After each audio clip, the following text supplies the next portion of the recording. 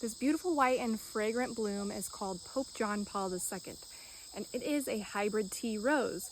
Hybrid tea roses are known for their long, strong stems, for their usually single blooms at the top. They often have a tight and high-centered bloom shape. This one's not necessarily as high-centered because it's a little bit more open. And I wanted to share about this today because I bet you didn't realize that here in the United States, we used to grow acres and acres of roses for cut flower production. Most of the time we grew them in heated greenhouses, and we could have blooms all throughout the year in these heated greenhouses. Some other cut flowers that we used to grow were carnations and chrysanthemums. We had a huge booming cut flower industry here. But that all changed when we started importing flowers from places like Ecuador and Colombia and other Latin American countries. In recent years, there's been a big push for local cut flowers and slow flowers and promoting people to start supporting their local cut flower farmer.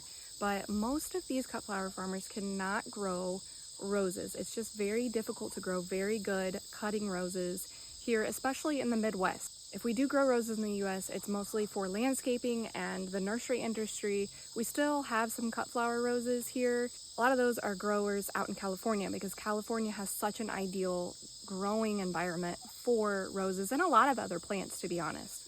In Illinois, there was this little city called Pana, Illinois. It's a town situated close to where I grew up, and I did not realize that they were actually called the City of Roses. But while doing some research for my next novel, which is titled The Rosarian, so you can guess it's going to be about roses, I discovered that Pana once had 6 commercial greenhouse companies in this little town and employed a lot of people at one time. It was a huge industry, and that's why they're called the City of Roses. So on my flower farm in the last year, I've really tried to make an effort to grow good cutting roses.